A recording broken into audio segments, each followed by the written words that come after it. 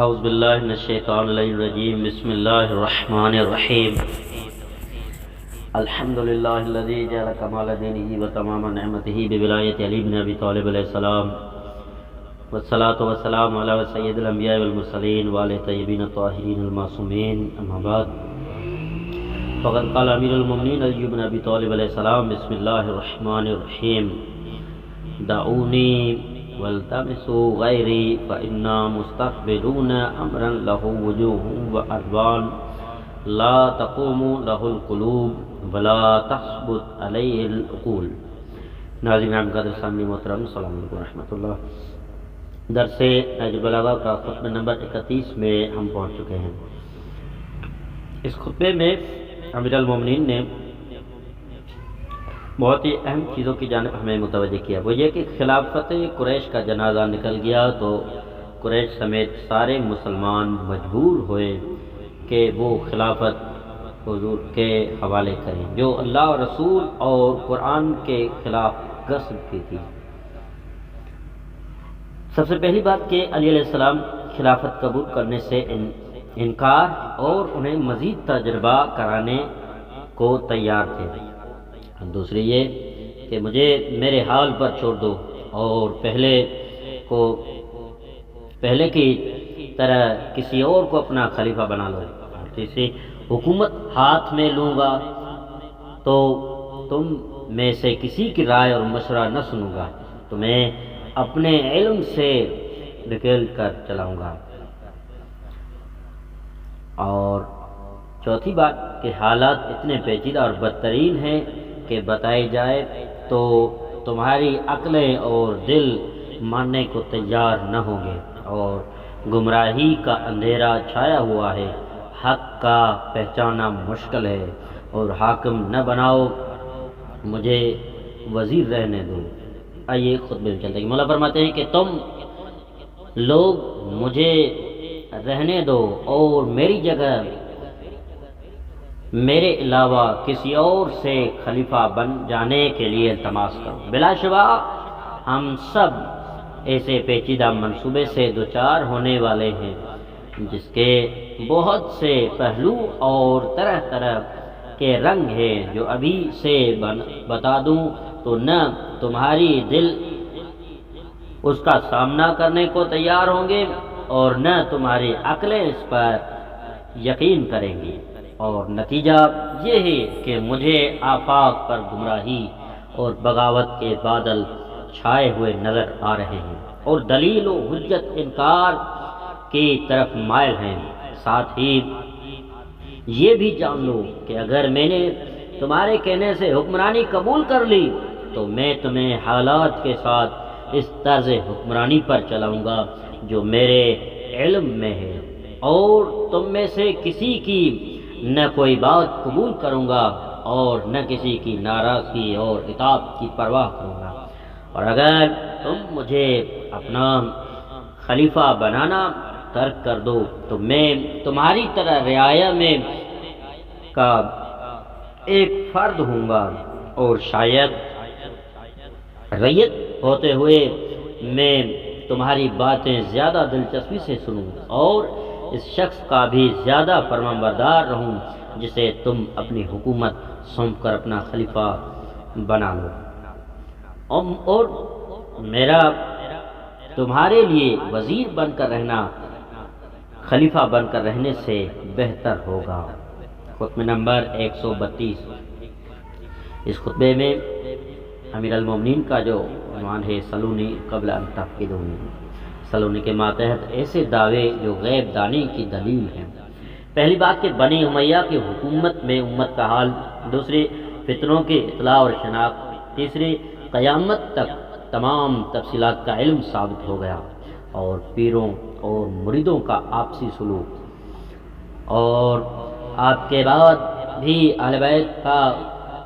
فتنوں سے محفوظ رہنا، اور وہ دن بھی آنا ہے جب قریش علی علیہ السلام کو ایک نظر دیکھنا چاہیں گے اور سب کچھ سونپنا چاہیں گے۔ بنی امیہ ایک بوڑھی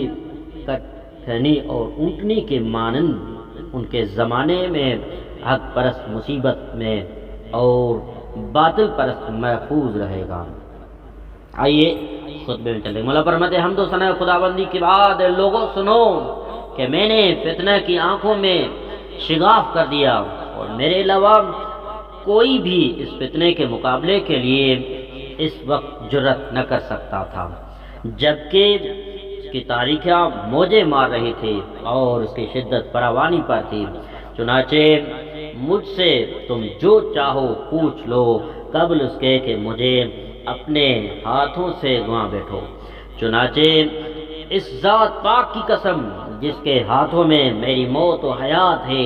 تم اس وقت سے لے کر قیامت تک کے درمیانی عرصے کی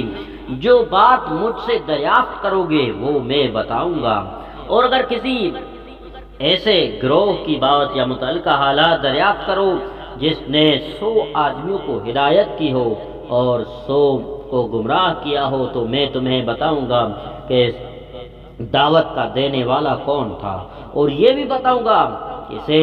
آگے سے کھینچنے والا اور پیچھے سے ہانکنے والا کون تھا، اور یہ کہ وہ کہاں سے سوار ہوا اور اس کی منزل کہاں ہوئی، اور یہ کہ ان میں سے کون قتل ہو کر مرا اور کون فطری موت مرا، یعنی ہر انسان و حیوان کی تفصیلی حالات و اعمال کا علم رکھتے تھے امیر المومنین۔ اور جب تم مجھے کھو بیٹھو گے اور تکلیف دینے والے سخت اور مشکلات کا سامنا ہوگا تو بہت سے سوال کرنے والے سرنگوں ہو جائیں گے اور بتانے والے عاجز اور بے بس ہو جائیں گے، اور یہ وہ وقت ہوگا جب تم پر لڑائیاں ٹوٹ پڑیں گی۔ یہ بنی امیہ کی ابتدائی دور سے لے کر ان کے آخری خلیفے کے زمانے تک کے حالات کی طرف اشارہ فرمایا ہے، اور جنگوں کی سختیاں پھیل جائیں گی اور تمہارے اوپر یہ دنیا ایسی تنگ ہو جائے گی کہ تم خود یہ سمجھنے لگو گے کہ آزمائش اور مصیبت کے یہ دن اب تمہارے لیے طویل ہوتے چلے جائیں گے، یہاں تک کہ پھر ایسا وقت آئے گا کہ جب اللہ تمہارے نیک لوگوں کے ہاتھوں تمہیں فتح اور کامیابی دے گا۔ بات یہ ہے کہ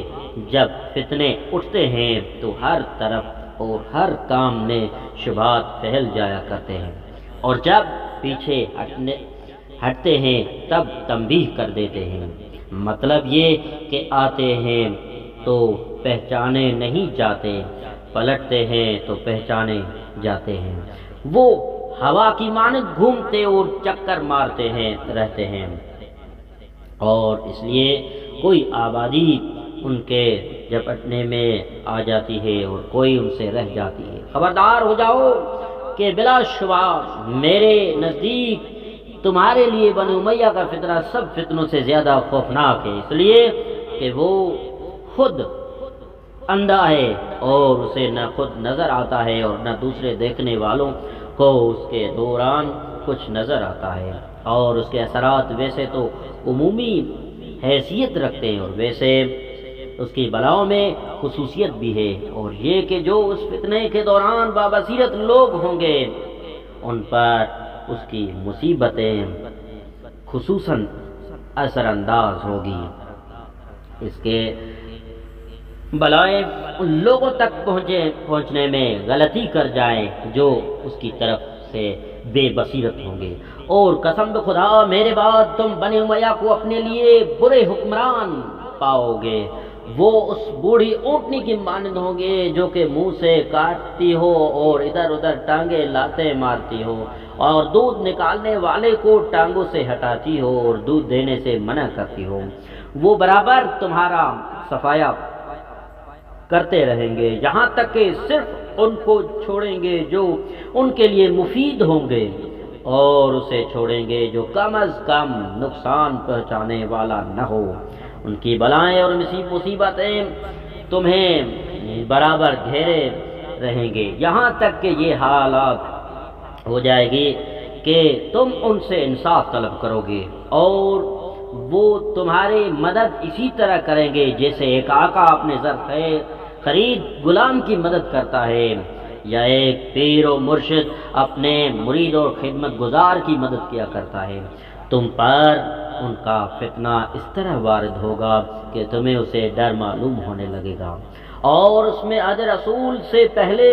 کی جاہلیت والا نمونہ بھی ہوگا،